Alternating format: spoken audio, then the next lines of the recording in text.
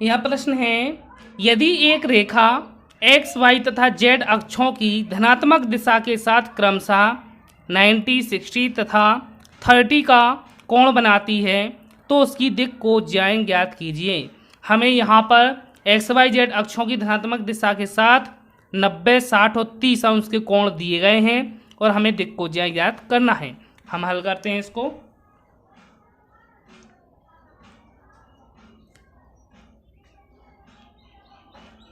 दिया है, हम यहाँ लिखते हैं कि अल्फा। अल्फा क्या होता है? एक्स अक्ष की धनात्मक दिशा के साथ जो कोण बन रहा है वो अल्फा कहलाता है। तो यहाँ पे अल्फा का मान कितना है? 90।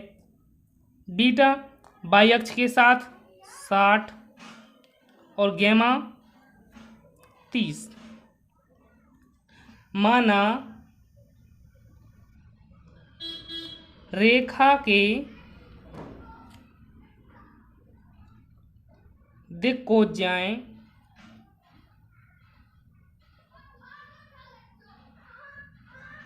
रेखा की दिक् को ज्याय क्या हो जाएंगे? एल, एम व एन है। तो हमें अल्फा बीटा गैमा की वैल्यू दी गई है और हमने मान लिया कि रेखा की दिक् को ज्याय क्या है? L M N. तो हमें क्या ज्ञात करना है? एल एम एन के मान ज्ञात करना है। चूंकि हम जानते हैं कि एल बराबर कॉस अल्फा, तो यहाँ पे हम वैल्यू रखते हैं। तो एल बराबर क्या हो जाएगा? कॉस अल्फा का मान कितना है? 90। और कॉस 90 क्या होता है? 0 होता है।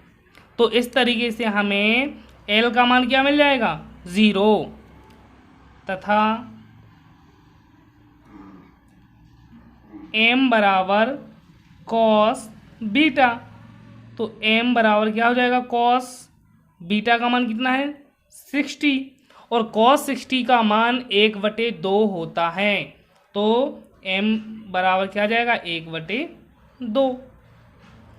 इसी प्रकार n बराबर cos गैमा।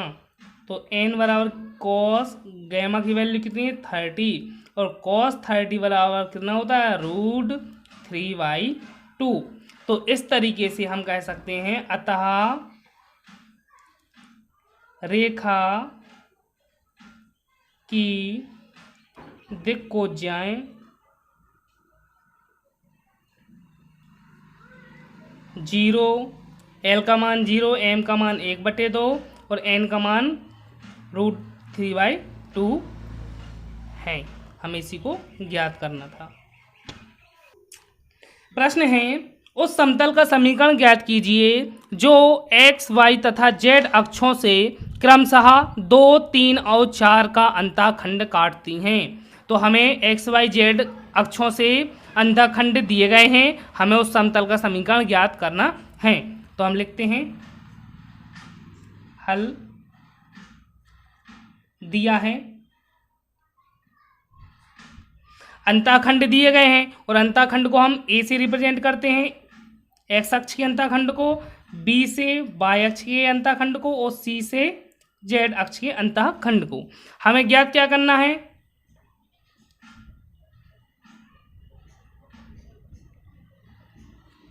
समतल का समीकरण।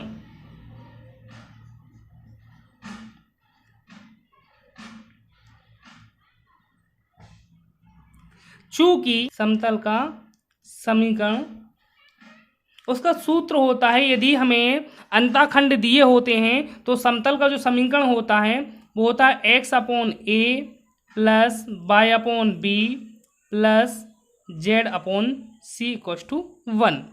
तो हमें ए बी सी के मान है तो हम इस समतल में रख दें।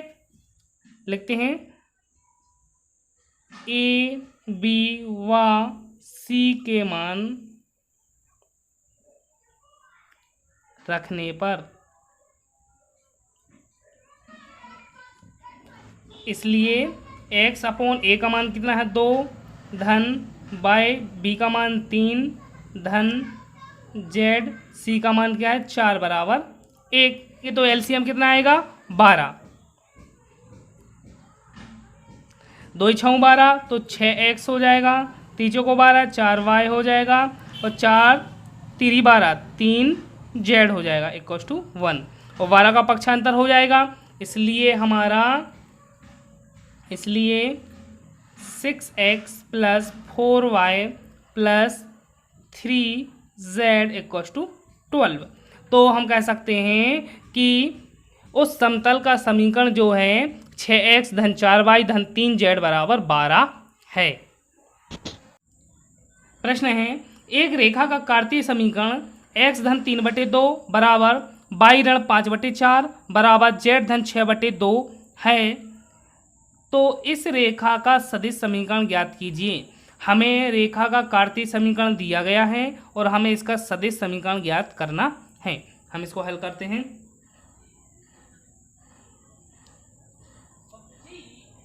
दिया है, हम रेखा के कार्तीय समीकरण की तुलना व्यापक समीकरण से करते हैं। तो इसका जो व्यापक समीकरण है तो हम लिख सकते हैं रेखा के कार्तीय समीकरण की तुलना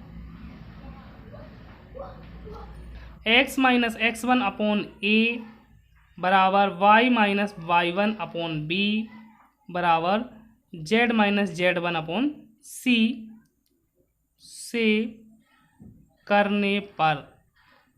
तो हमने क्या किया, जो हमें कार्तीय समीकरण दिया गया था हमने इसकी तुलना जो व्यापक कार्तीय समीकरण होता है उससे की। तो यहाँ से यदि हम तुलना करेंगे तो x1 का मान y1 और z1 abc के मान मिल जाएंगे। इसलिए x1 बराबर -3, यहाँ से x1 की वैल्यू क्या मिल जाएगी, यहाँ 3 है लेकिन यहाँ पे ऋण है तो -3 आ जाएगा। y1 बराबर यहाँ पे ऋण है, यहाँ पे ऋण है, इसलिए y1 की वैल्यू 5 आ जाएगी। z1 की वैल्यू यहाँ से क्या है, माइनस है, यहाँ प्लस है तो ऋण 6 तथा a बराबर यहाँ a की वैल्यू 2, b बराबर 4 और c बराबर 2 हमें प्राप्त हो जाती है। अतः जो रेखा है, रेखा बिंदु किसे x1 y1 z1 अर्थात -3 5 -6 अतः रेखा बिंदु से होकर जाती है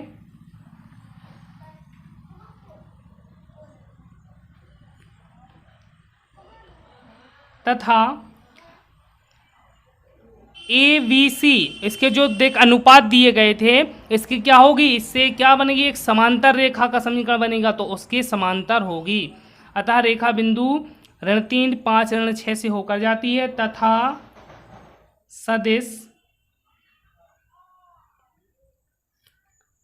2i + 4j + 2 के वेक्टर के समांतर है। चूंकि हमें इस रेखा का सदिश समीकरण ज्ञात करना है तो माना रेखा पर स्थित किसी बिंदु का स्थिति